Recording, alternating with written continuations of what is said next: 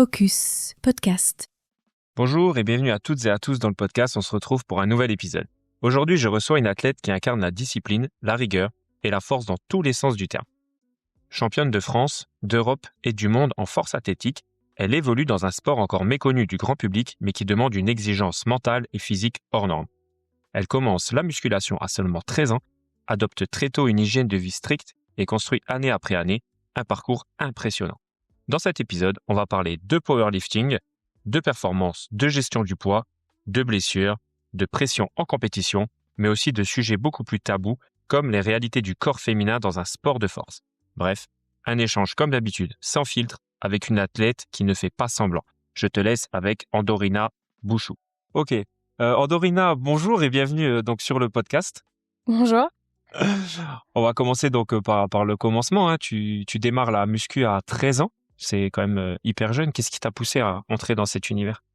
En fait, à la base, c'était juste pour perdre du poids. Donc, c'était vraiment juste dans cet objectif-là. Et en vrai, je me suis vraiment prise au jeu. Et du coup, en fait, après, je suis vite partie dans un délire de vouloir absolument être dessinée. Dans la théorie, quand j'ai commencé, après, je sais pas, peut-être au bout de 2-3 ans, je voulais déjà faire une compétition de body, quoi. Bon, je me suis pas orientée là-dedans, mais à la base, c'était juste pour une perte de poids. Fort surpoids quand t'étais jeune? Ouais, quand même assez. Bon, après, quand je regarde des photos de maintenant, je me dis, en fait, pas forcément tant. Mais moi, en tout cas, je me sentais vraiment en surpoids. Enfin, je faisais 70 kilos pour 1m20, quoi. Sans faire de sport. Ouais. Ouais, après 13 ans, ouais, c'est vrai que c'est assez jeune. Généralement, le sport, il vient, on va dire, par la suite. À l'école, t'en avais quand même un petit peu, mais c'était pas ce qui te branchait le plus. Puis en fait, j'aimais pas du tout. Enfin, franchement, j'étais pas sportive pour un sou. Et bon, ça a bien changé, mais ouais, non, c'était horrible. Ouais, j'allais dire, ça a bien changé. Non, c'était vraiment les cours de PS où il fallait courir, mais ma hantise. Et du coup, donc, tu démarres aussi tout de suite une discipline alimentaire assez stricte. C'est ce que j'ai pu retrouver sur tes réseaux. Ça tournait un peu autour de quoi, cette alimentation stricte? Alors, en vrai, maintenant, avec du recul, c'était... Donc moi, en fait, j'ai souffert de TCA depuis mes 13 ans, du coup. Et donc, je suis très, très vite rentrée dans un comment dire, dans un cercle vicieux. En fait, vraiment, je calculais tout ce que je mangeais. Donc, à cette époque-là, je faisais déjà tous mes tubes et tout. Franchement, à partir de mes 16 ans, je commençais déjà à plus manger que mes parents parce que je faisais tous mes tupperwares et tout. Et surtout, je m'entraînais tard le soir. Donc le soir, ils allaient se coucher et moi, je mangeais toute seule. Et en vrai, c'est quand même assez correct ce que je mangeais au démarrage. J'étais autour de 1500 calories, mais je faisais attention à tout ce que je mangeais. C'était quand même... il y avait quand même une bonne répartition. J'avais le matin, le midi, la collation le soir. C'était quand même assez bien réparti. Et après, en fait, c'est au fur et à mesure que j'ai commencé à rentrer dans un cercle un peu d'anorexie et tout. Et où je suis descendue très, très vite à 55 kilos, quoi. Je suis passée de 70 à 55 Okay, ouais. en un an, en soi, ce qui est pas énorme, mais c'est qu'au démarrage, je perdais 500 grammes par mois. J'étais bien, puis je commençais à me dessiner, puis en fait, au fur et à mesure, c'est parti un petit peu en couille, quoi. Et au niveau de l'alimentation, tu as construit ça avec quelles connaissances, on va dire? Parce que c'est vrai que il y a quelques années en arrière, il n'y avait pas tous ces réseaux, tous ces chats GPT, etc. En fait, je suis un peu la génération Thibaut InShape. Du coup, je regardais un petit peu toutes ces vidéos sur YouTube. Puis même, je regardais un petit peu en général. Franchement, déjà, à 13 ans, je savais que mon métier, ça serait dans le sport. En fait, dès que j'ai commencé, j'ai accroché tout de suite. Et du coup, je commençais déjà à me renseigner parce que j'aimais trop ça. Donc je me suis vite renseignée sur Internet. Je regardais des messages de coach, beaucoup sur Insta aussi, et beaucoup les vidéos YouTube. Ok. Voilà. Donc, du coup, tu as fait un bac S avant de t'orienter donc, vers le BPGEPS. C'est ça. Pourquoi être passé par ce bac S si tu savais déjà du coup que tu allais aller dans le sport? Maman? Ça va être utile pour toi par la suite? Non, Ah. en fait, à la base, moi, je voulais partir à l'armée. Et je voulais faire 1 an au minimum à l'armée pour représenter un peu mon pays et tout. Enfin, j'avais vraiment besoin de ça. Et du coup, donc, à 16 ans, donc, quand on nous dit vous voulez faire quoi plus tard, moi, je savais que je voulais être coach, que je pouvais passer par un BP ou par STAPS. Et du coup, à la base, je me suis dit en vrai, je vais faire un CAP et je fais vite mes années, peu importe le CAP. Et après, je pars à l'armée. Et non, puis à 16 ans, on pouvait partir à l'armée, mais ma mère, elle voulait surtout pas. Elle voulait vraiment que j'attende que j'ai 18 ans. Donc elle m'a dit tu fais un bac S. Et je fais un bac S. Voilà. Et puis au final, du coup, je suis pas partie à l'armée parce que direct après mon bac S, donc c'était l'année du Covid. Et du coup, je commençais à me renseigner un petit peu pour attaquer mon BP. Et en l'occurrence, du coup, il y avait une formation qui pouvait être accessible tout de suite. Et du coup, pendant le Covid, j'ai commencé à me préparer un petit peu pour passer du coup les TEP qu'on a à passer avant le BPGEPS. Et je dis maintenant que je suis là, je reste là. Voilà, Autant continuer. c'est ça. Je suis sur la lancée. Est-ce que tes parents comprenaient un petit peu ton engagement pour le sport, le fait que tu sois un petit peu à part, donc comme tu dis, arrêter de manger avec eux, faire tes tupperwares, tout ça, ils l'ont compris ou? Oui et non. Euh, ils en étaient un peu fiers quand même parce que vraiment ma mère elle en parlait à tout le monde et tout, mais ils pensaient vraiment pas que j'allais arriver à ce niveau-là aujourd'hui. Et puis surtout mes parents j'ai quand même la chance d'avoir des parents qui, en fait, j'étais assez gâtée quand j'étais petite aussi, mais parce qu'en fait ils étaient un petit peu absents et du coup ils me le rendaient un petit peu comme ça. Donc en fait, très vite, quand ils ont vu que je me mettais à la musculation, ils m'ont acheté une machine de musculation. Après, c'est les anciennes machines où on peut tout faire, du tirage, du développé pec, des leggings extension. Mais mine de rien, du coup, ça m'a beaucoup, beaucoup aidé. Donc ils m'ont acheté ça, mais ma mère, elle voulait pas que je devienne costaud. Elle me regardait, elle me disait, mais tu mets pas de robe, ma fille, mais tu ressembles à un garçon manqué. En plus, quand j'étais plus jeune, je mettais vraiment jamais de robe, quoi. J'étais toujours en jogging, gros pull et toujours les cheveux attachés, enfin voilà. Je prenais pas forcément soin de moi, ça faisait vraiment, j'étais vraiment un garçon manqué, mais en vrai, ça me dérangeait pas, quoi. Et du coup, c'était un peu sa crainte. Et quand j'ai dit, mais maman, moi, je vais faire des compétitions et tout, au départ, elle y croyait pas. Et en fait, ils sont venus à mes premiers ou deuxième championnats, je sais plus. Et à partir du moment où ma mère, elle est venue me voir, elle a fait, ah ouais, mais en fait, ma fille, mais t'as du potentiel et tout. Et en fait, depuis ce jour-là, j'ai plus de, arrête, t'es quand même un peu trop développé au niveau des épaules, t'es quand même t'as des trop grosses cuisses. Maintenant, c'est, ah, mais ce legging-là, je trouve que ça te va mieux. Enfin, ça a vraiment changé du tout au tout dès ma première compétition. Mais à la base, ma maman, mais avoir une fille musclée, c'était l'apocalypse. Ouais, c'est sûr que c'est un peu les clichés. Les parents, ils veulent entre guillemets que tu rentres dans un moule un peu tout C'est ça. fait de ce que eux ont connu, etc. Mais on va dire aujourd'hui, il y a plein de façons d'être, de chemins à prendre. Après, c'est vrai que pour les parents qui sont peut-être un peu ancienne génération, c'est compliqué de le comprendre au début. Mais bon, comme tu dis, une fois qu'ils te voient performer, tout de suite, ils comprennent mieux, quoi. C'est ça. Puis je trouve qu'en vrai, en 2020-2021, c'était encore un peu j'ai envie de dire l'époque, mais c'est pas du tout l'époque. Mais je trouve qu'avant, les filles, quand elles étaient un peu musclées, c'était un peu moins vu comme aujourd'hui. Maintenant, une fille baraquée, il y a tout le monde tout le monde qui aime. On va dire, ça se démocratise beaucoup plus. Qu'avant, une fille était un peu trop musclée, elle se montrait Ouais, ça pas faisait trop beaucoup sur les plus réseaux, parler, quoi. on va Ouais. dire. Donc tu parles de compétition, donc c'est en force athlétique. Pour ceux qui ne connaissent pas trop, c'est quoi ce sport? En général, moi, je dis que c'est un peu comme l'haltéro, parce que c'est le même principe. Faut soulever le lourd sur une barre. Et le but, c'est de soulever le plus lourd possible sur le cumul de ces barres. C'est juste que la différence, c'est que nous, on a du squat à faire, du développé couché, du soulevé de terre. C'est des mouvements de musculation. Et du coup, c'est le même principe. En fait, donc les 3 mouvements, on a 3 passages sur chaque mouvement. Et le but, c'est de cumuler le plus gros total pour gagner. Et toi, tu as gagné quand même pas mal de choses, on y reviendra un petit peu plus tard. Quelle est un petit peu la plus grosse idée reçue sur ton sport que tu entends autour de toi ou même sur les réseaux? En vrai, peut-être qu'on entend un peu moins maintenant, mais avant, une fille qui soulevait lourd... Enfin, en vrai, avant, une fille, c'était pas possible qu'elle soulève lourd. Et puis surtout, maintenant, une fille qui soulève très lourd, elle est forcément dopée, quoi. Enfin, il y a Ouais. beaucoup de ça. Ou alors, c'est vraiment... Je trouve que surtout en salle commerciale, c'est pour ça que je m'y entraîne plus du tout d'ailleurs, c'est souvent les hommes, ils aiment vraiment trop se comparer à nous. Je sais pas, c'est une bataille d'ego, t'es une fille, tu soulèves plus que moi, ouais, mais moi, je soulève plus que toi, bah oui, mais je suis quand même une fille, donc même si je soulève pareil que toi, je soulèverai toujours plus que toi, parce que dans la théorie, par rapport à la testostérone que lui il a et que moi j'ai pas, je suis plus forte quand même, quoi. Mais enfin, c'est tout un...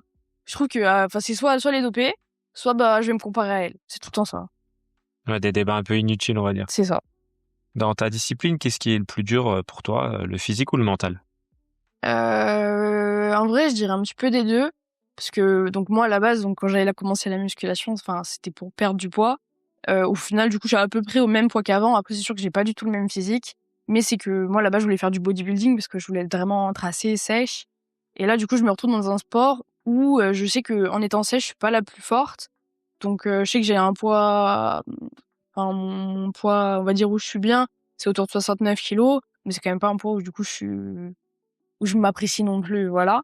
Donc ce qui est un peu dur, c'est que je sais que si je veux un jour être exactement comme je suis, je pourrais pas être performante. Donc je suis obligée de m'accepter comme je suis là aujourd'hui. Et puis le mental, c'est que c'est de s'entraîner toujours, peu importe qui en fait. C'est que du coup, quand on est dans du haut niveau, il y a pas de j'ai pas envie, c'est pas forcément grave aujourd'hui si j'ai pas envie. C'est OK, j'ai pas envie. Ouais, mais en fait, il y a cette compétition-là. Ouais, mais en fait, j'ai cet objectif-là. Vas-y, je me bouge les fesses parce que je suis obligée, quoi.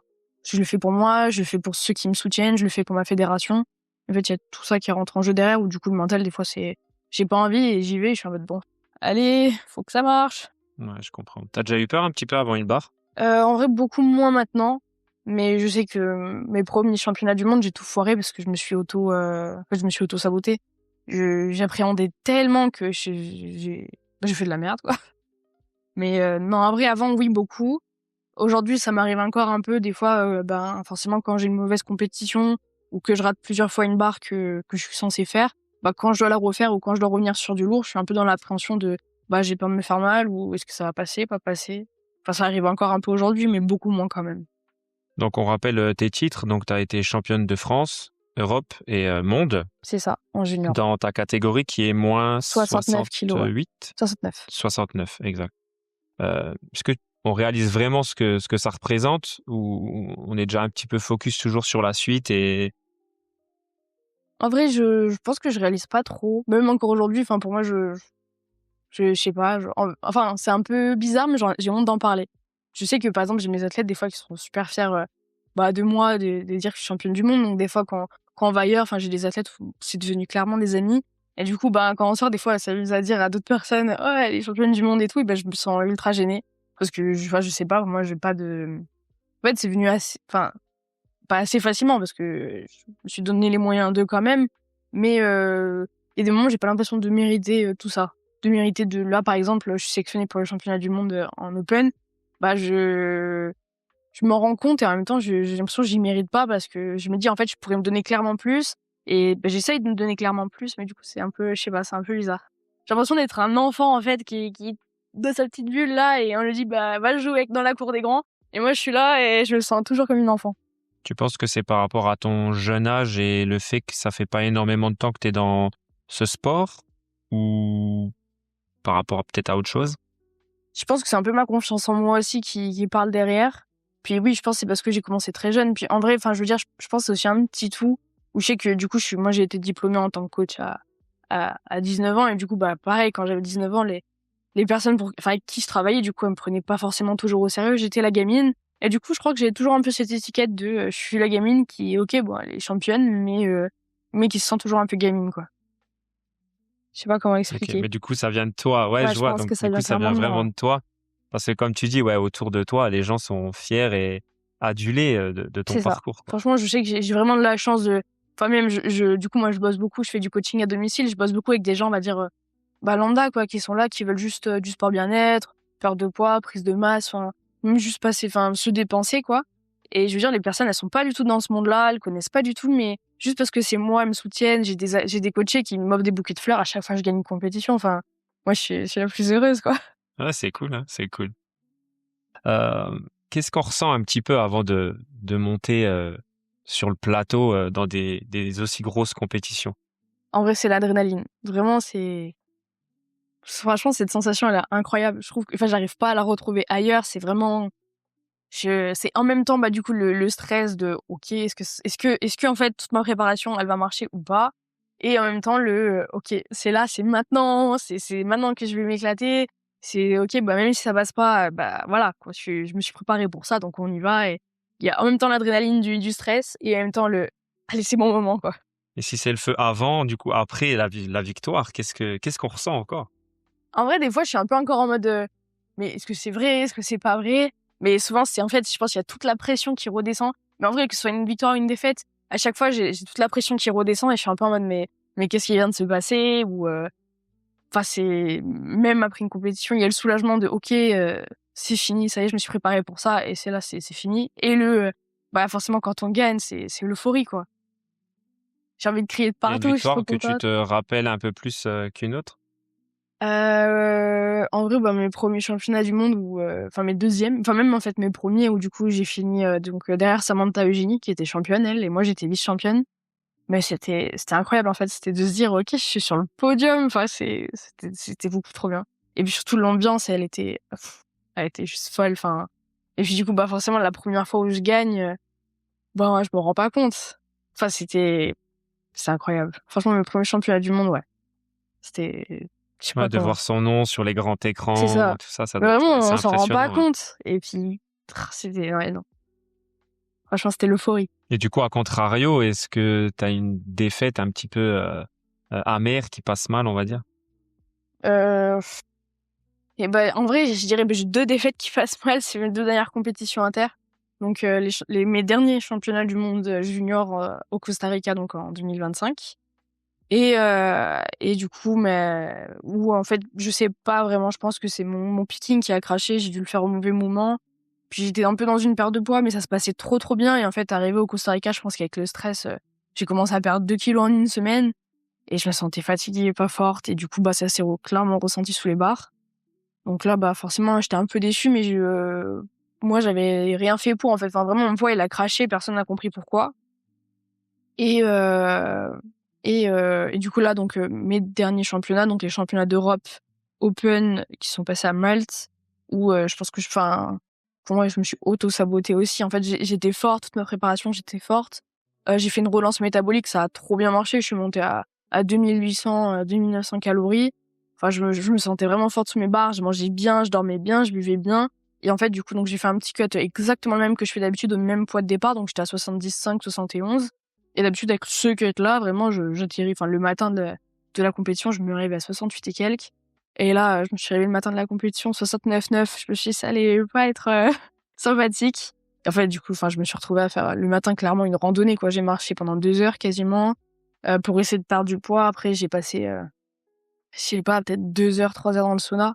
C'était super long et j'arrivais pas à perdre. Et puis, puis en fait, je me suis rendu compte que c'est parce que normalement, je suis sous pilule pour éviter ce problème-là. Et là, du coup, j'avais mes règles qui sont arrivées au plein moment où il fallait pas, donc full rétention d'eau. Du coup, en fait, je me suis fatiguée le matin toute seule, quoi. Donc là, on va dire que c'était vraiment un goût amer parce que c'était pas parce que j'étais pas assez forte que j'ai perdu. C'était parce que je me suis auto-sabotée, quoi. Ouais, bah ça justement, on en reviendra un tout petit peu plus tard. On va parler du cutting, ouais. Tu te souviens un petit peu du moment où tu t'es dit là, je peux aller très loin, j'ai vraiment du potentiel? Bah, en vrai, je me suis toujours un peu sentie pas assez forte parce que forcément, je regarde les grandes et je me dis elles sont fortes. Mais franchement, là, je sais que j'ai changé de coach et en fait, les prépas sont jamais aussi bien passées. Enfin, avec mon ancien coach, ça se passait aussi très bien. Franchement, il m'a fait progresser. Il m'a amené au championnat du monde, donc clairement, il m'a bien fait progresser. Mais à chaque fin de prépa, j'avais quand même des crashs un petit peu. Mon terre, ça allait pas trop. Et là, franchement, ça commence à aller bien de partout. Je suis forte à l'entraînement. Je me sens forte aussi. Je me sens forte. Je sais que l'alimentation, je sais que je commence à me dessiner aussi derrière encore un peu plus. Après, je fais beaucoup mieux mon renfort aussi. Puis je mange vraiment 10 fois mieux. Et là, je me dis, OK, franchement, si je continue cette lancée-là, il y a moyen que ça se fasse bien. Puis même lui, il est à fond derrière moi. Il me dit que franchement, je peux aller loin. Et du coup, je sais pas, Ouais, ça te booste, quoi. ça me donne confiance aussi pour la suite, ouais. Franchement, ça fait, ouais, je dirais là, depuis janvier où je me suis réveillée et je me dis, OK, je pense que je peux faire quelque chose. Mais c'est sûr que oui, il faut que je me bouge les fesses. Donc j'essaye. Enfin, je me donne encore plus, quoi. Et après une compétition, tu arrives quand même à couper un petit peu ou tout de suite tu te remets en mode préparation pour la prochaine. Il y a pas de temps d'arrêt, quoi. En vrai, j'aime bien couper un peu, que je gagne ou que je perde, j'en ai besoin, mais en général, c'est 3-4 jours. Et vraiment, en vrai, j'ai envie de retourner à l'entraînement. Parce que je sais que derrière, enfin, en plus, quand je m'entraîne, moi, honnêtement, je m'entraîne avec mes chiens. Enfin, c'est un moment que je passe avec eux aussi. Et j'aime trop, quoi. Enfin, j'ai besoin de poser mon cerveau. Si je fais rien, je suis dans l'angoisse. Donc oui, non, en vrai, chaque fois, quand je gagne, j'ai envie d'y retourner pour faire encore mieux. Quand je perds, j'ai envie d'y retourner pour faire encore mieux. Donc, dans tous les cas, j'y retourne. Donc on va revenir donc sur le cutting que tu viens de parler. Donc il y a des catégories de poids. Donc toi, tu es en moins de 69 kilos. Comment tu gères, on va dire, un peu le cutting? Comment que ça se passe? C'est quoi un peu les coulisses, on va dire? Bah, déjà, en général, je pense pour tous, enfin, clairement, j'en connais pas beaucoup qui sont vraiment toujours pile au poids. Moi, je sais que là, du coup, en ce moment, avec ma relance et tout, je suis autour des 70, 71. Et en général, je sais que les personnes, elles tournent toujours autour de 1, voire 2, voire 3 kilos au-dessus, voire les grosses catés, des fois un petit peu plus. Et du coup, en fait, on gère, on va dire, la baisse de poids via le cut. Donc, le but, c'est pas de baisser en calories pour pas perdre de l'énergie. En fait, c'est surtout, on va jouer avec l'eau et on va dire la place que la nourriture va prendre dans l'estomac. Donc, on a surtout, on va dire, 2 méthodes, mais il y a une troisième aussi. Donc, le water cut. Donc, en fait, le but, c'est de se charger en eau et en sel aussi pour que le corps il stocke, on va dire, des molécules d'eau. Et du coup, en fait, après, donc le sel va permettre de les stocker. Et du coup, après, on va faire un water cut. Donc ça, c'est le water load. On stocke en eau et en sel. Et du coup, water cut, on stoppe tout. On continue de boire un petit peu quand même. En fait, le corps, il va se déshydrater. Mais vu qu'on a stocké, on va dire, des cellules d'eau, on n'est pas déshydraté totalement. Donc, ça évite tout ce qui va être crampes, fatigue, et puis surtout déshydratation au maximum, quoi. Donc, il y a cette méthode-là. Après, il y a le food mass. Donc là, le but, c'est de jouer avec la densité alimentaire. C'est tout simple, hein. Par exemple, 300 calories de pâtes, ça va prendre ça en place dans l'assiette. Alors que, par exemple, 600 calories avec des M&M's, ça va représenter une poignée, quoi. Du coup, forcément, en fait, ça aura pas la même place dans l'estomac. Par contre, au niveau des calories, on sera toujours bien.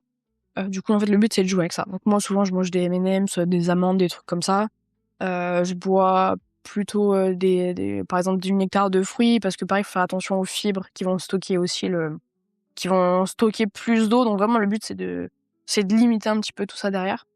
Et après, du coup, il y a on va dire la phase finale. Si on n'a pas réussi à perdre du poids suffisamment avec tout ça, il y a tout ce qui va être sudation. Donc souvent, les personnes, en fait, c'est des bains chauds. Je sais que moi, à un moment, j'avais même testé les bains chauds, enfin, comme ils font un peu les boxeurs, où vraiment, c'est dans de l'eau salée, quoi. C'est une eau bouillante salée, justement, qui va faire qu'on transpire, qu'on va éliminer de l'eau. Et après, derrière, du coup, on se couvre avec des couvertures, des peignoirs et autres pour transpirer au maximum. C'est quoi un petit peu le moment le plus dur dans cette phase? Parce que manger des M&M's, du coup, ça doit être cool. Mais il doit bien y avoir un En moment où vrai, c'est compliqué. quand on mange un peu, ça va. Après, franchement, quand on tourne 2 jours au M&M's, même juste un jour, c'est chiant. Ça donne soif, le sucre, c'est bien, mais quand c'est que du sucre, c'est horrible. En vrai, franchement, moi, je sais que depuis que je fais ça, les M&M's, j'en mange jamais. J'en mange que pour mes cuts, quoi. Parce que au cinéma, des M&M's, c'est bon, laissez-moi tranquille. Non, non, en vrai, il y a ça où c'est surtout chiant. Il y a l'eau où forcément, c'est pas pratique parce que, bah, du coup, quand on boit beaucoup, du coup, souvent, quand on fait des waterloads, moi, je sais que j'en ai besoin, enfin, j'arrive à en faire avec 3 litres, 4 litres, max. Et en général, je suis entre 3 litres, max. Et les grosses catégories, souvent, des fois, il y en a, ils montent j'ai déjà entendu qu'il y en avait qui étaient montés à 10 litres, quoi. Donc, en fait, on va aux toilettes toutes les 30 secondes, quoi. C'est horrible. Et après, bah, en vrai, il y a le moment de la sudation. Où on est fatigué, on a le stress de la compétition, le stress de la pesée. Et on est là et c'est pas vraiment un moment très agréable, quoi. Parce que vraiment, on pousse le corps dans des limites où, c'est dur, quoi. Vraiment, c'est dur mentalement. Et c'est pour ça que, du coup, après une compétition, il y a encore plus, quand on passe par tout ça, voilà, la redescente, quoi. Le moment où il y a tout qui se relâche et tout, et on se dit, oh putain, c'est bon, c'est fini. J'ai passé ce moment-là. C'est un petit peu comme tu parlais donc des boxeurs, de la musculation. Donc, tu perds le poids pour la pesée. Ensuite, tu peux remonter après cette pesée ou pas? C'est ça. En fait, donc, la pesée, elle est 2 heures avant la compétition. Et du coup, donc, le but, bah, forcément, c'est de perdre un petit peu de poids. On va dire, là, on est désavantagé par rapport aux boxeurs ou autres, c'est que eux, bah, des fois, ils font des plus gros cuts, hein. Vraiment, les femmes, des fois, elles ont genre des 6 kilos, 7 kilos à perdre, voire plus. Mais c'est que ils sont pesés 24 heures avant, voire 12 heures avant, je crois. Donc, ils ont le temps de remanger et se réhydrater derrière. Nous, on a que 2 heures, voire 1 heure et demie, en fonction de quand on passe. Parce que la pesée, elle commence 2 heures avant, mais on peut être pesé dans les derniers. Donc, des fois, ça peut être un peu compliqué. Du coup, après, le but, forcément, c'est de se recharger. Donc là, on essaye, tout ce qui peut être un peu boisson avec des minéraux, les Powerade, par exemple, ou autres, pour se réhydrater, justement. Et puis, remanger, mais sans manger en mode de j'ai faim parce que j'ai pas vraiment mangé pendant 2 jours. Faut vraiment faire attention à ce qu'on va manger derrière. Donc souvent, moi, je sais que j'ai mon ventre qui gargouille, on risque de l'entendre dans la vidéo. Souvent, ça va être, du coup, moi, je sais que c'est des pâtes, du poulet. Et souvent, du coup, une sauce pesto parce que c'est un petit peu salé. Ça va me permettre de garder un peu l'eau que je vais l'eau que je vais reboire pour me réhydrater derrière. Ouais, puis je pense que tu dois pas trop manger non plus en quantité parce que si tu rentres en mode digestion, quand tu vas aller sous ta barre, ça va pas le faire, quoi. C'est ça. C'est ça, puis même après, il y a beaucoup de risques. Il y en a à qui c'est déjà arrivé de poser une petite galette, quoi. Donc, forcément, on n'a pas trop envie de ça. Donc oui, non, c'est sûr qu'il faut faire attention. Puis même par rapport à la ceinture, si on est tout brassé dans la ceinture, c'est pas agréable. On n'est pas vraiment fort comme ça, quoi. C'est vraiment, en vrai, c'est hyper minutieux. C'est pas juste, oh bah, allez, je vais manger, quoi. C'est quand même des petits calculs, quoi. Derrière, faut faire Ouais, attention un faut que petit tu peu à sois tout. contrôlé, quoi. Ouais. C'est ça. Donc, tu as parlé aussi donc de tes règles qui sont arrivées lors d'un cutting. En tant que femme, comment tu gères un petit peu le cycle menstruel? Donc, tu as la pilule, je pense, pour te régler. Mais quand ça arrive, on va dire, au En fait, mauvais moment. moi, normalement, j'ai ma pilule qui me les stoppe, tout simplement. Enfin, vraiment, normalement, je ne les ai pas parce que, moi, je sais que, enfin, pour ma part, moi, j'ai mon ventre garoué. Ça me, comment dire? En soi, ça m'empêche pas de forcer ou autre ou de m'entraîner. Mais vraiment, j'ai des douleurs, c'est horrible. Ou des fois, du coup, bah, pendant mes entraînements, comment dire? C'est un peu chiant, quoi. Voilà, donc du coup, j'ai une pilule qui me les stoppe totalement. Et c'est aussi pour éviter, du coup, en compétition, d'avoir le souci de pouvoir les avoir parce que je sais que moi, je prends facilement 2 kilos de flotte comme ça, quoi. Et du coup, bah, en l'occurrence, c'est pour ça que je les bloque volontairement. Mais là, je sais pas pourquoi, je pense que j'ai dû la décaler peut-être 1 heure ou 2 et du coup, ça me les a déclenchés. Donc, tu dis que ça impacte pas spécialement tes performances, mais c'est surtout dérangeant, on va dire, par rapport aux douleurs qu'il y a autour, quoi. C'est ça. Bon, en fait, je sais pas, je sais pas le mot exact, mais ouais, ça va. Bah, moi, je me sens quand même clairement plus fatiguée, puis même j'ai mal, puis je sais que mentalement, du coup, je suis un petit peu moins dedans parce qu'émotionnellement, ça part un peu dans tous les sens. Enfin, c'est souvent les moments où je me dis, bah, des fois, je me pose la question, je me dis, est-ce que je suis forte, est-ce que je suis pas forte? Bah là, clairement, quand je les ai, je suis en mode, vas-y, je suis nulle, ça me saoule. Et du coup, bah, forcément, ça m'impacte un petit peu. Même si après, apparemment, il y a des études qui prouvent que ça impacte pas la force ou autre. Moi, je sais que quand je les ai, honnêtement, les entraînements, ils sont très durs. On discutera de ça un petit peu en off après, parce que j'ai enregistré avec Gaëlle Baldassari, qui est la fondatrice de Kiffe ton cycle. Et justement, on discutait un Ok. petit peu pendant le podcast que j'ai enregistré avec elle. Tu as des périodes justement de down à l'arrivée des règles, et puis après, au contraire, t'as des grosses périodes de up où tu te sens, on va dire, Ouais, Wonder Woman, tu vois. c'est ça. Pour toi, est-ce que c'est encore un sport un peu trop masculin dans les mentalités des gens? En vrai, ça a quand même vraiment évolué. Moi, je sais que franchement, quand j'ai commencé, il y avait vraiment pas encore beaucoup de filles qui en faisaient. C'était pas encore très démocratisé. Maintenant, ça l'est beaucoup plus, même dans les salles commerciales, on voit juste des personnes en faire, alors qu'avant, c'était pas vraiment le cas. Mais du coup, comme je disais un petit peu au début de la vidéo, souvent les hommes, quand nous on en fait, il y a souvent du coup les remarques, ouais, mais t'es pas féminine. Oui, mais t'es plus fort. Enfin, oui, tu soulèves ça, mais moi je soulève plus que toi. Il y a quand même encore trop ce truc de toujours se comparer ou de vouloir un peu descendre les filles ou à dire des choses, quoi. Il y a pas, enfin, souvent, par exemple, juste on regarde sous des posts de filles, bah, les commentaires, il y a pas, c'est rare que les gars ils disent tous ah waouh trop forte. C'est souvent ouais bon par contre c'est pas féminin, ouais mais bon t'es dopée, ouais mais moi je fais plus que toi. Enfin c'est que des trucs comme ça souvent.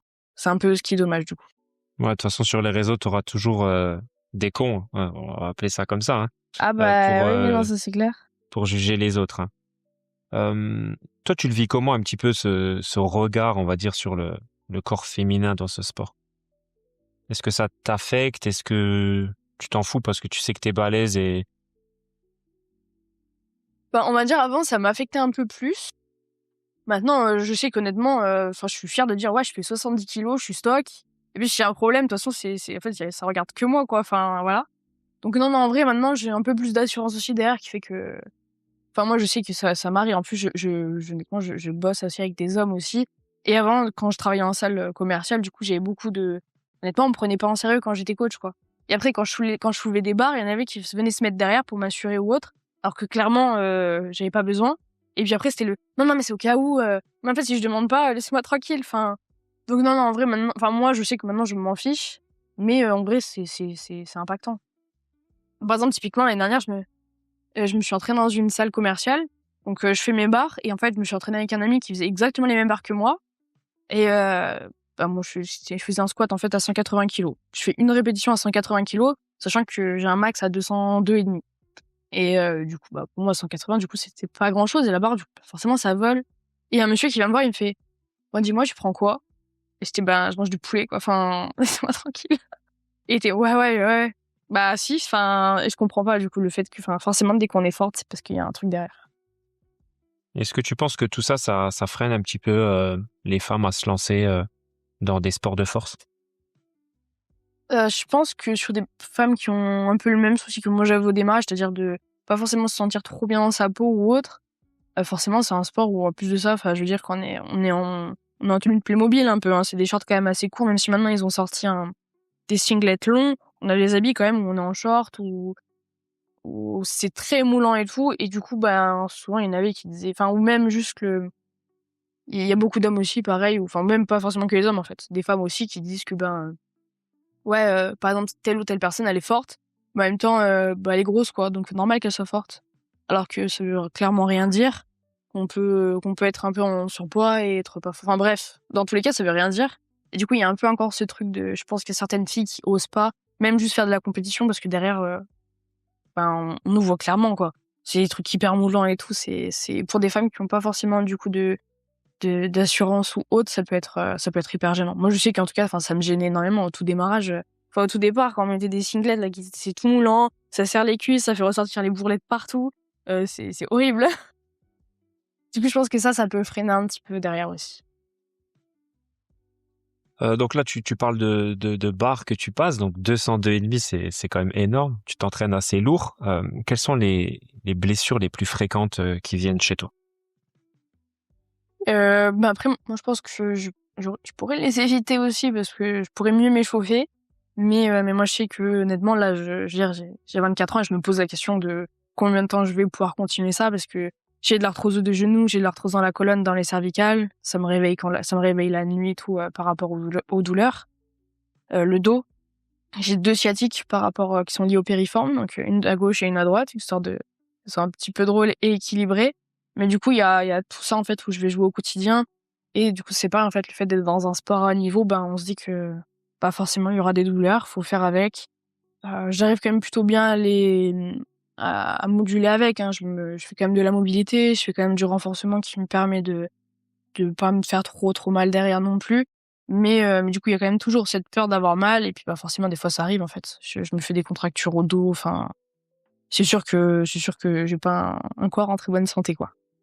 T'as pas un protocole de soins mensuel suivi chez un ostéo ou kiné ou autre? Alors avant, je m'entraînais un petit peu à Grenoble et du coup, j'avais un très, très bon kiné là-bas. Et là, c'est juste qu'honnêtement, j'ai plus le temps d'y aller, donc un petit peu compliqué.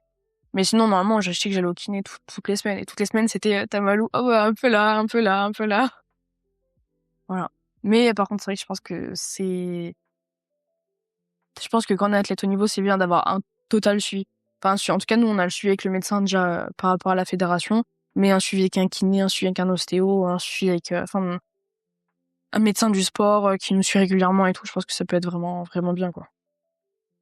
Donc ça ne tient qu'à Ouais. toi à mettre tout ça en place. C'est ça. Après, il faut du temps, quoi, derrière. C'est Mais pas je sais qu'il faux. y en a beaucoup qui font des réhab tout le temps, quoi, qui sont tout le temps suivis, même des masseurs et tout pour détendre. Enfin, je pense que c'est bien aussi, quoi.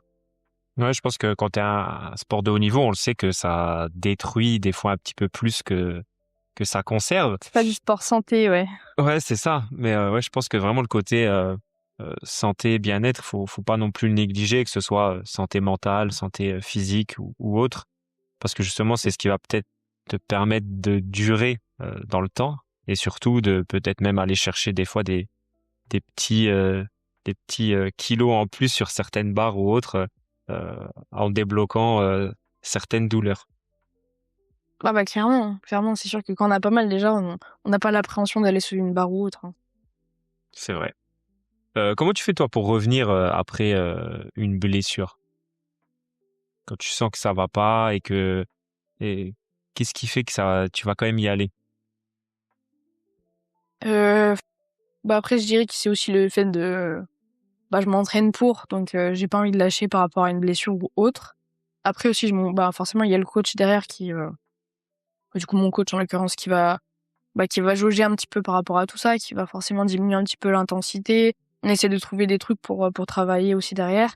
Et puis après, mine de rien, il y a aussi le fait que plus ça fait longtemps qu'on pratique un sport et plus on peut s'arrêter longtemps sans perdre vraiment, en fait.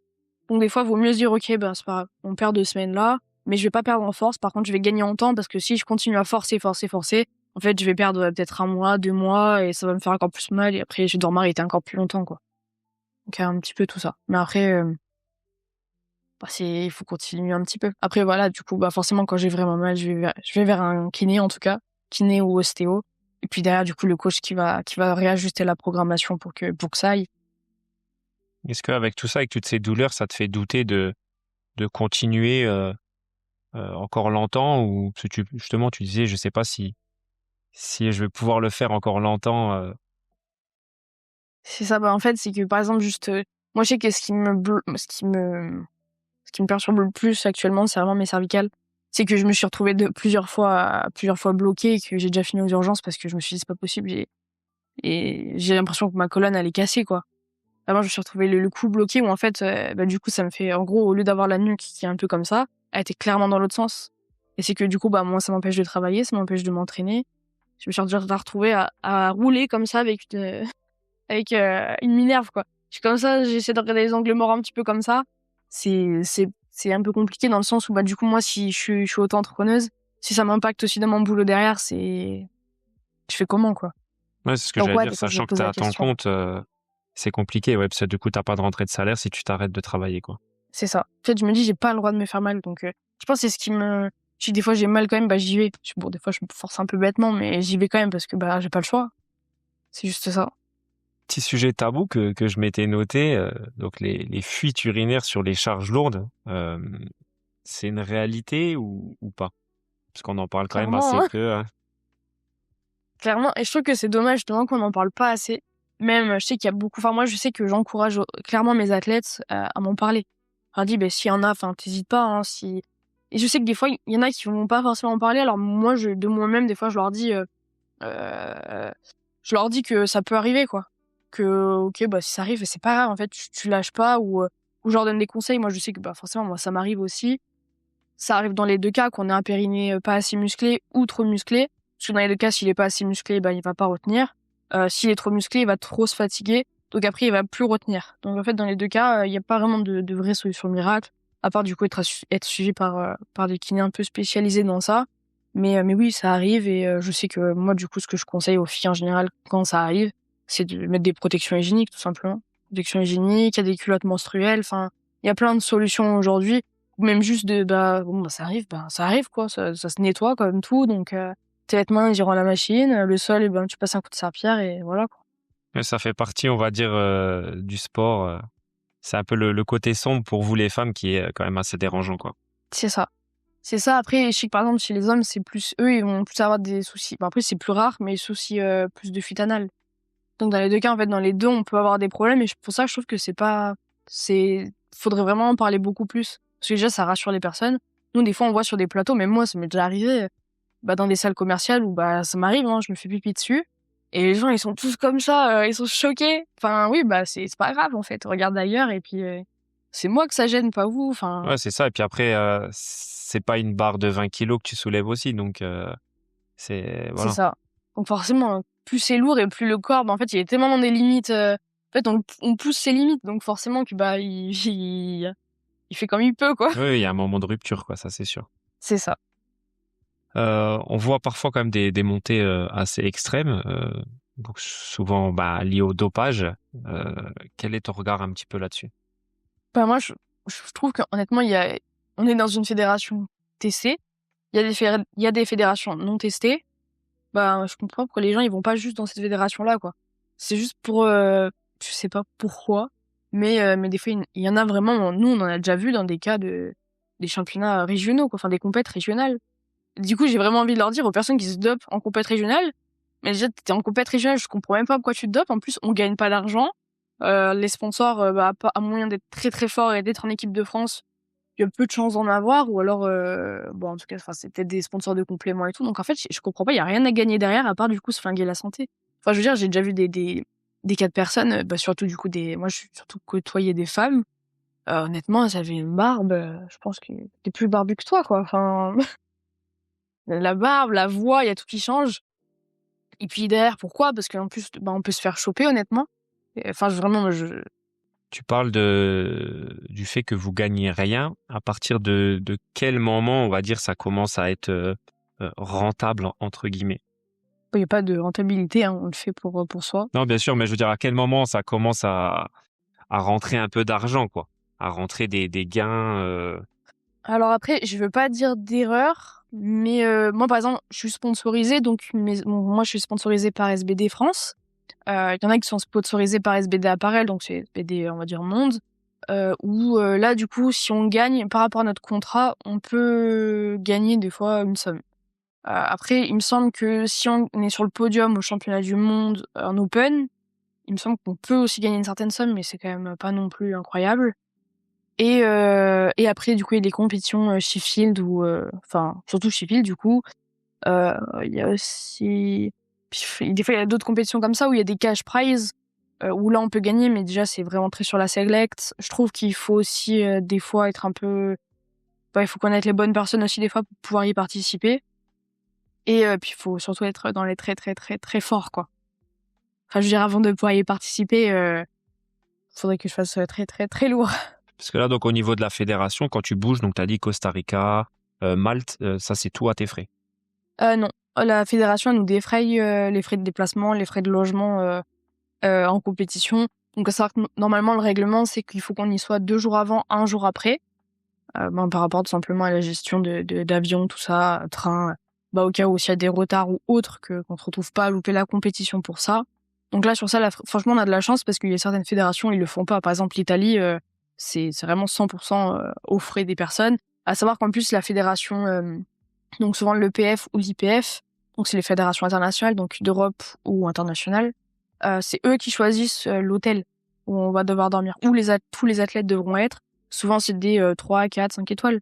Donc les budgets, c'est souvent des 100, 200 € la chambre, quoi. Donc quand c'est à nos charges, forcément, c'est un peu plus compliqué. Mais du coup, sur ça, ouais, la fédération, j'ai beaucoup de chance parce que, mine de rien, du coup, ça me permet de voyager par rapport à mon sport.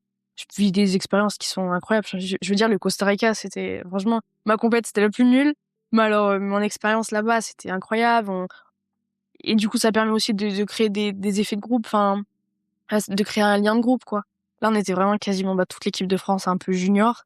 Et c'était trop bien, quoi. Enfin, ils sont tous adorables et tout, c'est trop chouette. Ouais, tu crées des beaux souvenirs, quoi. Ah, c'est ça, c'était magnifique. J'ai noté aussi le pontage, qui est un sujet qui revient quand même assez souvent. Est-ce que, selon toi, quand on a un bon pontage, c'est plus facile que quand on est à plat? Clairement, parce qu'on réduit fortement l'amplitude.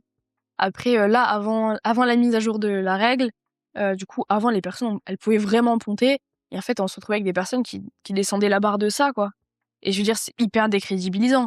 Ok, je donne un chiffre au pif, hein, y a pas de... Ok, tu soulèves 150 kilos, mais ta descente, elle est de ça. En fait, moi, je trouvais que c'était hyper décrédibilisant, en tout cas. Après, par contre, c'était la règle. Donc, en vrai, vu que le but, c'est de cumuler le plus de poids possible, je comprenais que les personnes, elles le fassent en compète, hein. Même moi, si j'avais eu un pontage de fou furieux, je l'aurais fait, hein. J'aurais gagné peut-être un petit peu plus. mais oui, non, c'était décrédibilisant. Il y en avait qui en parlaient, vraiment, les athlètes qui le faisaient beaucoup. Ils se faisaient un peu lyncher sur les réseaux par rapport à ça. Du coup, après, il y a eu la mise à jour de la règle, où maintenant, c'est bas du coude, milieu de l'épaule.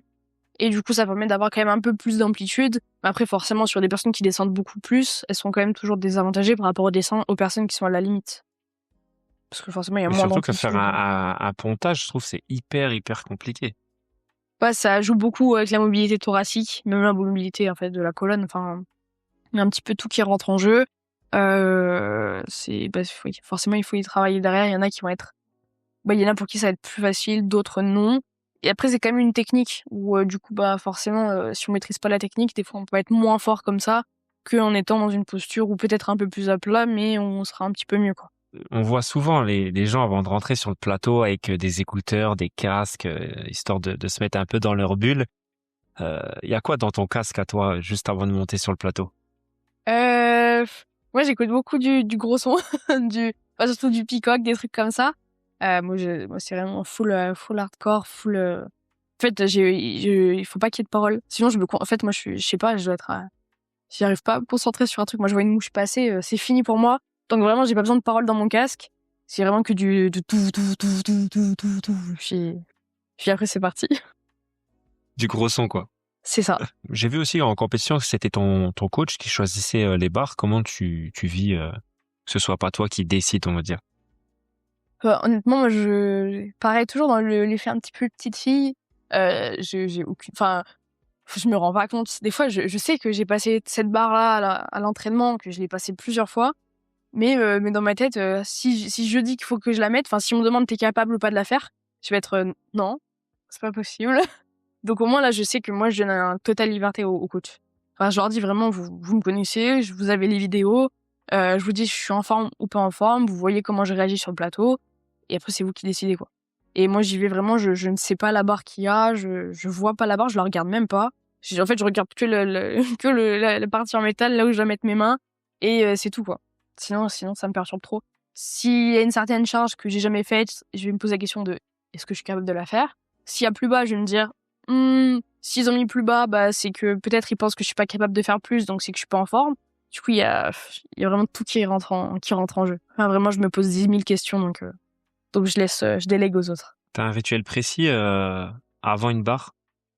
Pas vraiment. Souvent, j'ai pris l'habitude, vu que je m'entraîne toute seule, c'est de m'auto-encourager. Donc là, je suis allez.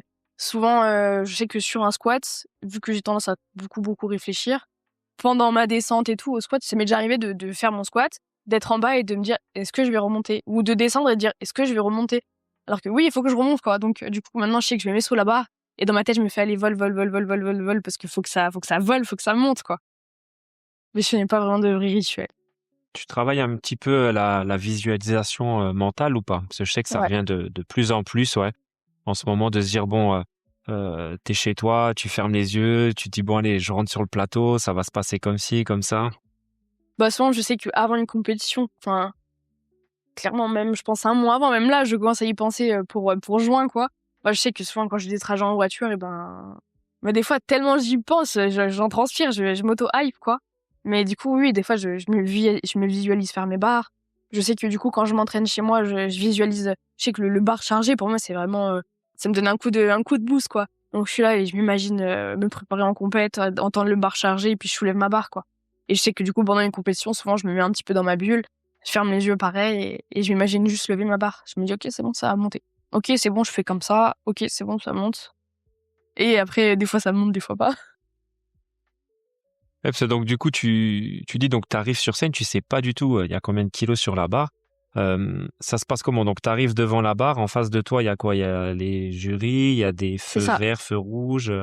Bah en fait du coup donc en fait on à l'entrée du plateau, on attend. Donc il y a soit nous et le coach, donc coach d'équipe de France ou le coach personnel en compétition nationale ou régionale ou départementale. Et du coup, bah, en fait, il y a une personne qui barre la route, quoi, tout simplement. Dès que les arbitres donnent l'ordre barre chargée, la personne nous laisse passer et après, du coup, c'est à nous. Et après, du coup, on a 3 arbitres, donc 2 jeux latéraux et un qui est en face, et c'est eux, du coup, qu'on a vraiment en face. Voilà. Enfin, c'est eux après qui vont donner les ordres, qui vont attendre que tout soit OK, ils donnent les ordres de partir et Donc, le poids, il est généralement écrit sur des écrans derrière toi que, du coup, tu ne regardes pas. souvent, c'est un peu sur les côtés. C'est sur les côtés pour que les pareurs, ils puissent charger les poids et se rendre compte de ça.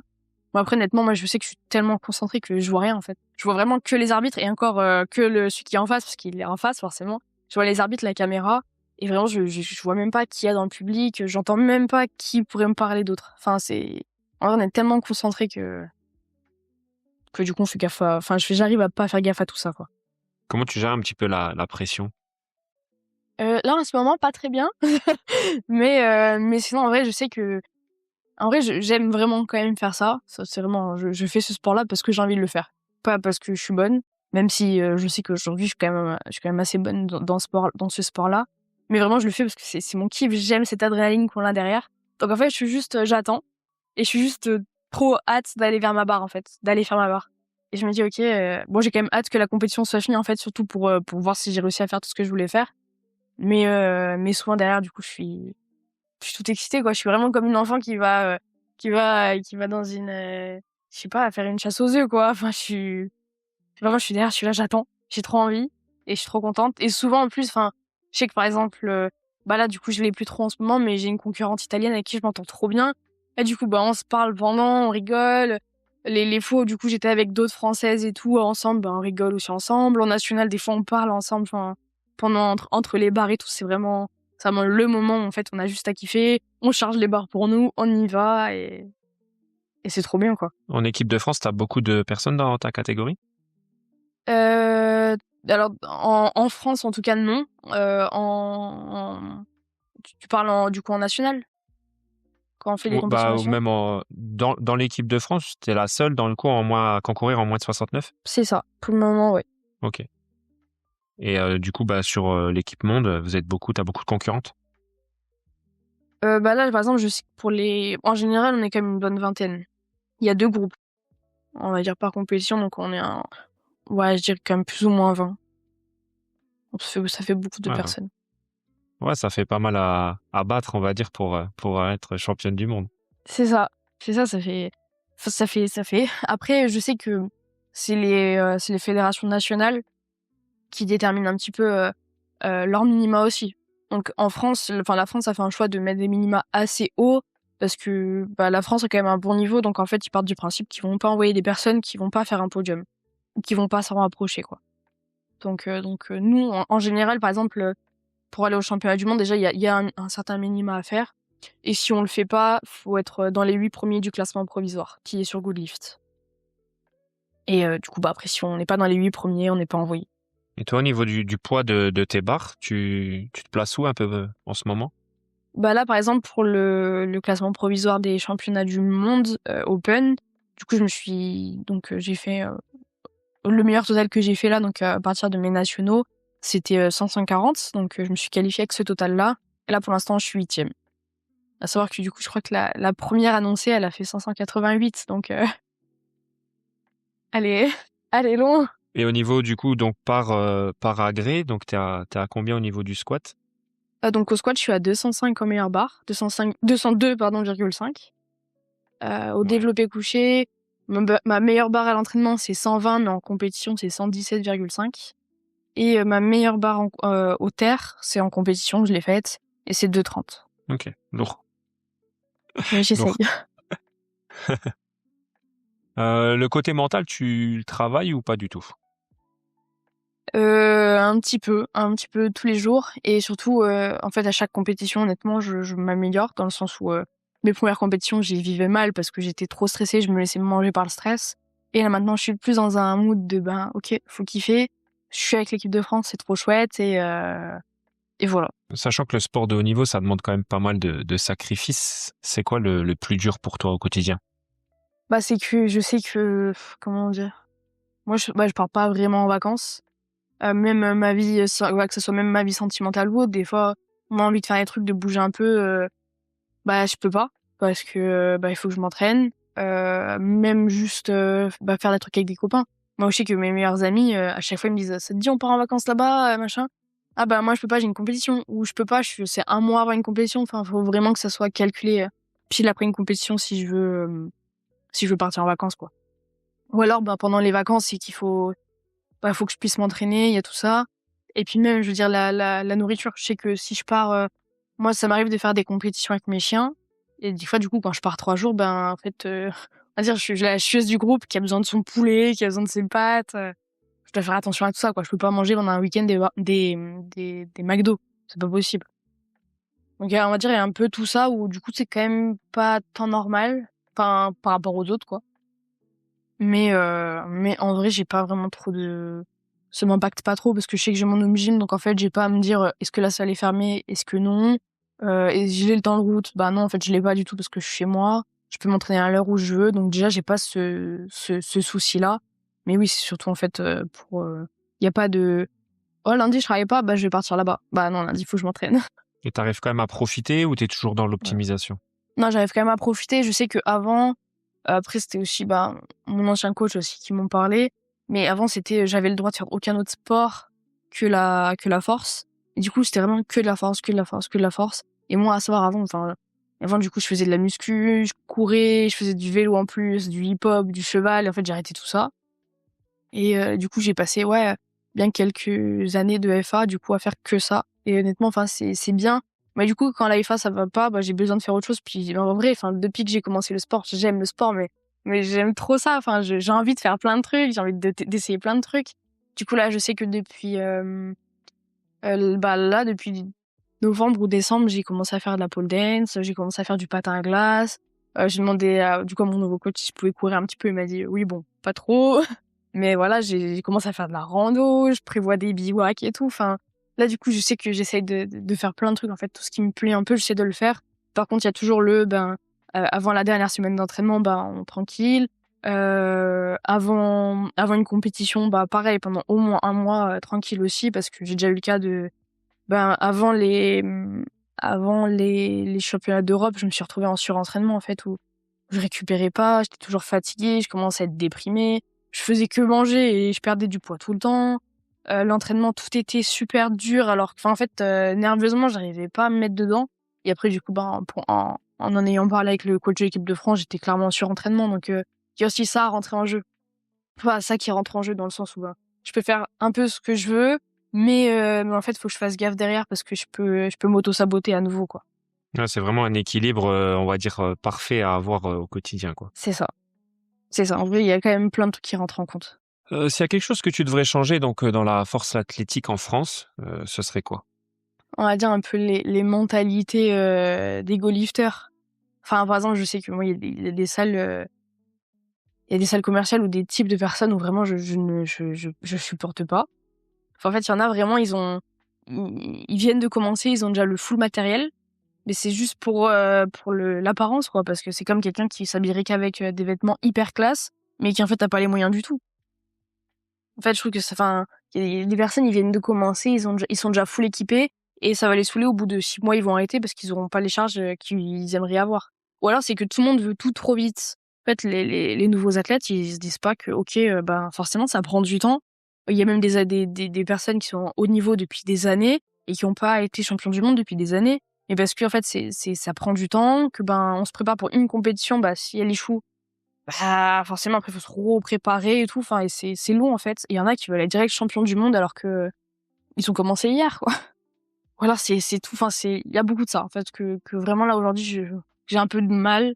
C'est qu'il y a pas assez de conscientisation sur le fait que c'est un sport qui prend du temps, que le haut niveau, c'est atteignable. Mais par contre, oui, ça demande des sacrifices, les personnes ne se rendent pas compte. Et que, des fois, il y a des personnes qui auront la capacité et d'autres non. Donc, il faut pas vouloir tout trop vite parce que sinon, ça marche pas. Juste ça, en fait, c'est les mentalités que j'aimerais des fois changer. Tu penses qu'il y a quand même une part de génétique pour faire ce sport? Je pense.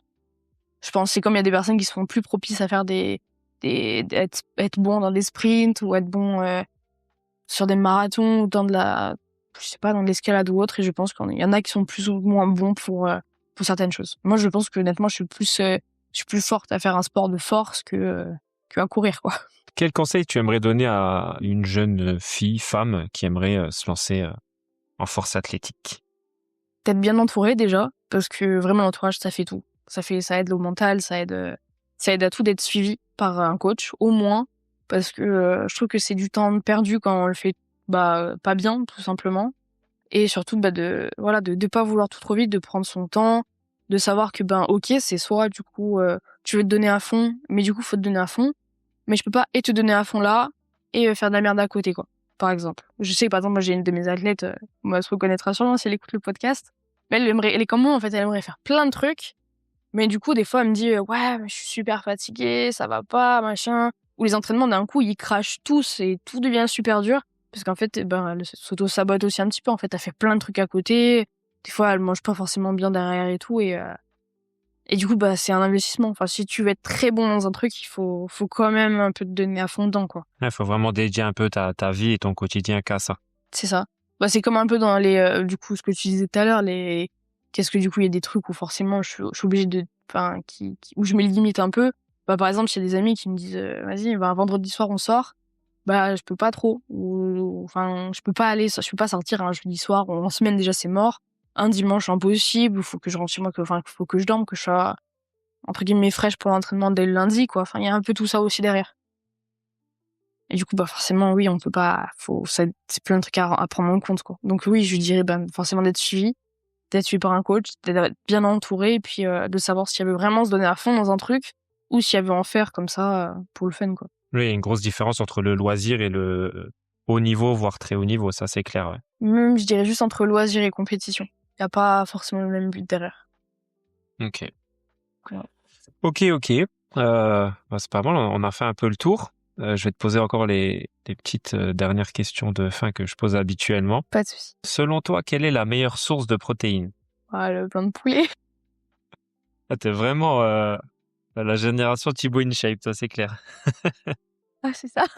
Mais c'est une source, c'est encore, non, je dirais la dinde. Parce que c'est faible en matière grasse et c'est riche en protéines. Ah oui, c'est vrai que Thibaut InShape, c'était riz d'Inde, hein, attention. Ouais, c'était la dinde. Là, c'est plus pâte d'inde, quand même. Enfin, pâte poulet, du coup. Selon toi, quel est le meilleur exercice polyarticulaire? Moi, j'en fais déjà 2. Alors, je sais pas lequel je préfère. Je dirais le squat. Parce que c'est aussi mon mouvement préféré, quoi. Si tu ne devais garder qu'un seul complément alimentaire? Je dirais les vitamines. Ouais, tu te complémentes au quotidien? Alors, en vrai, non. Enfin, je me complémente qu'en période de compétition. Et en général, du coup, 3 mois une compétition. Donc, en fait, vu que les compétitions, ça dure sur 6 mois. Pendant 6 mois, j'en prends pas. Tout simplement parce que déjà, je trouve que le corps, il s'habitue et que, si on peut l'avoir dans l'alimentation, en fait, on la prend dans l'alimentation. C'est juste que forcément, en période de compétition, vu qu'on pousse le corps, je trouve que c'est pas mal de se complémenter. Mais vraiment, ce serait les vitamines parce que je sais que je mange pas suffisamment de fruits pour en avoir, quoi. Si tu devais donner un seul conseil bien-être qui va au-delà du sport, ce serait quoi? De s'écouter. D'écouter son corps. Et quand il est fatigué, forcément, c'est qu'il a besoin de repos. Quand on a faim, des fois, c'est que tout simplement, il a besoin de plus d'énergie. Enfin, de s'écouter. On a envie de faire quelque chose, et en fait, on peut le faire, et on essaye de le faire. Est-ce que tu as une citation ou une phrase motivante qui t'inspire? C'était une phrase que maman, elle me disait. Mais en gros, c'est si tu veux, tu peux, si tu peux, tu dois, et si tu dois, tu fais. Ouais, c'est pas mal, ouais. Voilà. Que donnerais-tu comme conseil au toi d'il y a 10 ans? Bon, sachant que t'es quand même assez jeune, mais quand t'as démarré, on va dire, le sport, la diète, tout ça, qu'est-ce que t'aurais eu peut-être besoin d'entendre de toi d'aujourd'hui, avec tout ton parcours que t'as et les connaissances que t'as acquis? Ouais, moi, je sais que j'ai fait de la merde parce que forcément, j'ai eu des troubles du comportement alimentaire pendant plus de 8 ans et que franchement, j'ai perdu du temps fou parce que je mangeais pas. Enfin, je faisais de la boulimie, je me faisais vomir jusqu'à 8 fois par jour. Donc, en vrai, je sais pas, je me dirais je pense que je me serais dit de commander. Enfin, je me serais dit, je sais pas comment dire. En tout cas, j'aurais dit à la moi d'il y a 10 ans de prendre soin d'elle. De prendre soin d'elle, moi, dans mon cas, ça aurait été de me faire suivre par une psy, plutôt, quoi. Mais même juste de prendre soin d'elle, même d'être suivie par un diète ou autre, de pas vouloir ressembler, en fait, à tout le monde. En fait, je pense que, non, même ce que je me serais dit, c'est que tu seras jamais comme tout le monde, donc cherche pas à leur ressembler, tout simplement. Parce que moi, là, en fait, avant, j'étais vraiment une fille, ça doit être hyper fit. Moi, je voulais faire du bodybuilding en wellness, mais du coup, je voyais beaucoup les bikinis qui étaient comme ça, quasiment à l'année. Du coup, j'étais, en fait, moi, je veux être comme ça. Et en fait, déjà, je pense que morphologiquement, je pourrais jamais parce que j'ai des gros os. Donc, déjà, je suis un peu stock de base. Puis, en fait, j'ai même pas envie de leur ressembler maintenant. Je me dis donc, fais ce que t'aimes et arrête de vouloir ressembler aux autres. Oui, c'est sûr que tu as plus un physique wellness par rapport à une belle carrure qu'un bikini qui est C'est toute ça. fine. En plus, j'ai un petit buste, alors honnêtement, pour avoir une taille marquée, je peux me... Où te vois-tu dans 10 ans? En vrai, je sais pas où je me vois, mais je sais que j'aimerais, en tout cas, atteindre du vrai haut niveau, d'être vraiment dans les meilleurs. J'aimerais vraiment être dans les meilleurs. J'aimerais faire 600 de total. J'aimerais vraiment être un exemple dans le sens où je veux pas être un exemple parce que je suis forte. Je veux être un exemple parce que les personnes elles me suivent pour ma mentalité ou autre. Et même, je veux juste être, je me vois être une bonne personne et que les personnes me fassent confiance. Je me vois coacher des athlètes qui me fassent confiance et qui deviennent trop fortes. Enfin,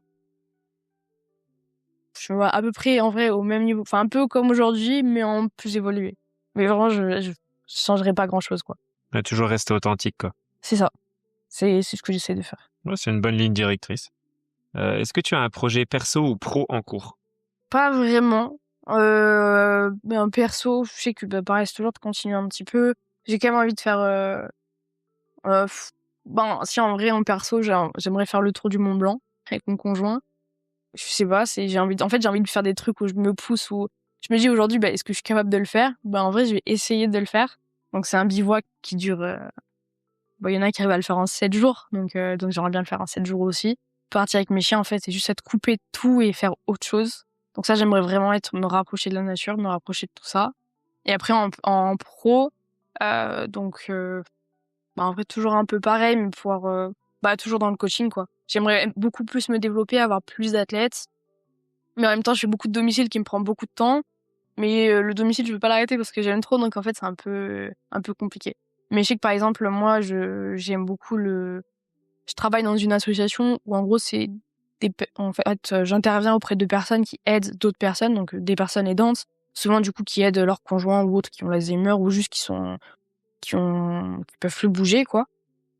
Et je sais que ma grand-mère, elle est passée par là, donc ça me tient vraiment, vraiment à cœur. En fait, j'aimerais monter une asso pour ça, pour aider toutes ces personnes. Pareil, toujours parler de sport, mais c'est vraiment du sport bien-être.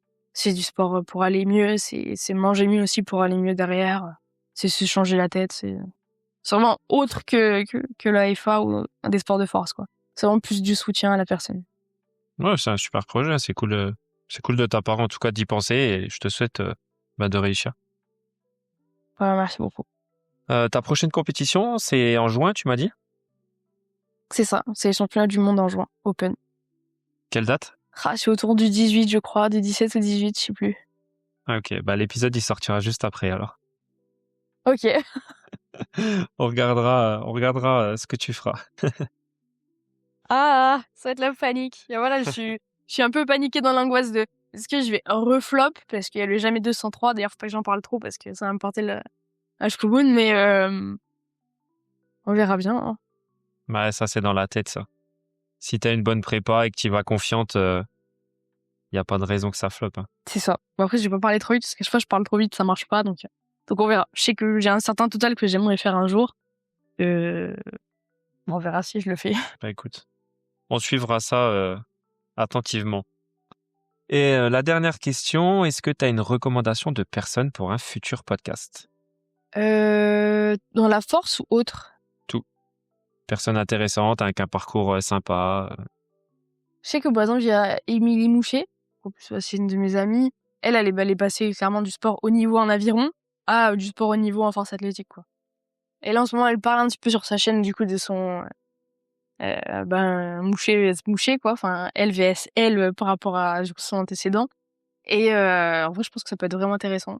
Dans le sens où c'est pas forcément parce qu'on est bon quelque part et qu'en fait, forcément, des fois, il y a des trucs on n'a juste plus envie. Et en fait, au départage, je crois qu'elle avait peur un peu d'arrêter parce qu'elle savait pas si elle allait être bonne ailleurs aussi ou pas. Et au final, elle est super bonne en force. Donc, ça peut être aussi pour d'autres personnes qui ont peur de changer de sport parce qu'elles ont peur de pas pouvoir se prouver elles-mêmes qu'elles sont fortes ailleurs. Je pense que ça peut être intéressant. Écoute, c'est noté. Écoute, Andorina, merci beaucoup pour toutes ces réponses et pour ton parcours très, très intéressant. On va suivre ce que tu vas faire au championnat du monde en juin. Et puis, tu pourras écouter le podcast, puis tu verras si tu as parlé trop vite ou pas. On verra bien. Merci beaucoup à toi, en tout cas. Écoute, avec plaisir. Je te souhaite une bonne journée et puis je te dis à bientôt. Merci à toi aussi. Ciao, ciao. Ciao, ciao. Merci à Andorina pour sa transparence et son authenticité. Si cet épisode t'a plu, le meilleur moyen de soutenir le podcast, c'est de le partager à quelqu'un à qui ça peut parler. Tu peux aussi mettre 5 étoiles, ça aide énormément à faire grandir le projet. Et nous, on se retrouve très bientôt pour un nouvel épisode. D'ici là, on reste focus et on enclenche le changement. À plus, bye bye.